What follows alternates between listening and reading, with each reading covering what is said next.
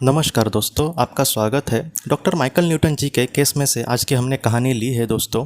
वो हमसे ये कहते हैं कि एक इंसान पर उन्होंने पास्ट लाइफ रिग्रेशन किया था और जब उसका पास्ट लाइफ रिग्रेशन चालू था तब उस इंसान ने दोस्तों ये कहा कि एक किसी जीवन में उसने सुसाइड किया था। एक जीवन में वो अपने जीवन से बहुत ही ज़्यादा दुखी था और इसके वजह से उसने आत्महत्या की थी दोस्तों। और उसके बाद डॉक्टर माइकल न्यूटन जी जो है उन्होंने उसको ये पूछा कि अब आत्मलोक में तुम्हारा मतलब किस तरीके से तुम्हारे साथ क्या चीज़ें हो रही है। तब उसने ये कहा कि अब मैं आत्मालोक में लौट रहा हूँ, लेकिन मैं बहुत ही ज़्यादा मन से दुखी हूँ क्योंकि मैंने जो भी उद्देश्य चयन किए थे उसको मैं अच्छे से पूरा नहीं कर सका। तो डॉक्टर माइकल न्यूटन जी जो है उन्होंने उसको ये पूछा कि क्या तुम्हारे समुदाय की तुम्हारे मतलब तुम्हें सच्चा प्यार करने वाली आत्माएं वहाँ पर मौजूद है। तब उसने ये कहा कि हाँ, यहाँ पर मेरे मतलब करीबी आत्माएं हैं, वो मुझसे बहुत ही प्यार से बात कर रहे।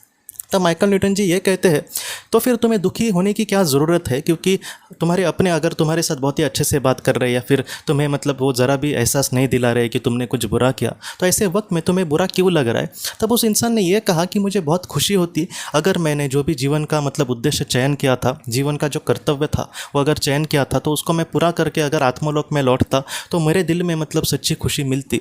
लेकिन वो सारा काम मैंने अधूरा छोड़ा है, इसलिए मुझे बहुत ही ज़्यादा बुरा लग रहा है। मेरे जो करीबी है वो मुझसे प्यार से ही बात कर रहे, वो मुझे समझा रहे, लेकिन अच्छा होता कि अगर मैंने वो सारा काम पूरा किया होता और उस दुनिया में लौट आता।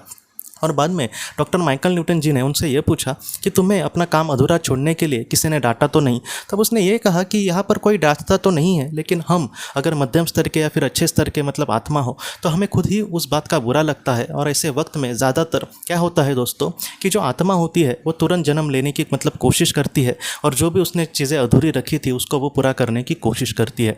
तो आज की जो कहानी है कहीं ना कहीं हमें यही सिखाती है।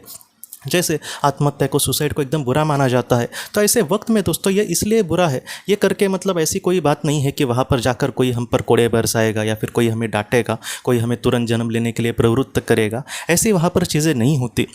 वहाँ पर आपके साथ अच्छे से ही बात होगी, लेकिन कैसा है कि हमें खुद को ही बाद में ये जो बात है वो थोड़ी सी पछतावे में डाल सकती है, क्योंकि हमारे जीवन में जो भी छोटी मोटी चीज़ होती है दोस्तों वो खुद हमारे आत्मा ने चयन की होती है। आज उसका कारण हमें नहीं पता, लेकिन कल हमें ज़रूर वो पता चलेगा। लेकिन इसका मतलब एक ही दोस्तों यहाँ पर रास्ता है कि एक ना एक दिन सारी चीज़ें हमारे सामने बहुत ही अच्छे से आएंगी कि आखिर हमारे सामने ऐसे पल क्यों आए। लेकिन दोस्तों फिलहाल हमारे लिए यही महत्वपूर्ण है कि जितना हो सके आज हम परिस्थिति का सामना करें, जितना हो सके आप मतलब हम एक आशा के साथ, एक उम्मीद के साथ हम जीवन में आगे बढ़े कि कल हमारे जो दिन है वो ज़रूर बदल जाएंगे। अगर हम ऐसे ही दुख में डूबे और हमारे हाथों से ऐसा कुछ समझो बुरा हुआ तो ऐसे वक्त में हमारी आत्मा को बहुत ही ज़्यादा पछतावा होगा, उसको बहुत ही ज़्यादा दुख होगा। और उसका मतलब रिजल्ट क्या है दोस्तों, तो फिर से जल्दी जन्म लेकर उसी सारी बातों को हमें फिर से पूरा करना पड़ेगा। इसलिए ऐसी नौबत जो है दोस्तों किसी भी इंसान के सामने, किसी भी आत्मा के सामने ना आए। इसलिए जितना हो सके दोस्तों अपने आप को संभाल कर जीवन में हमें आगे बढ़ना है।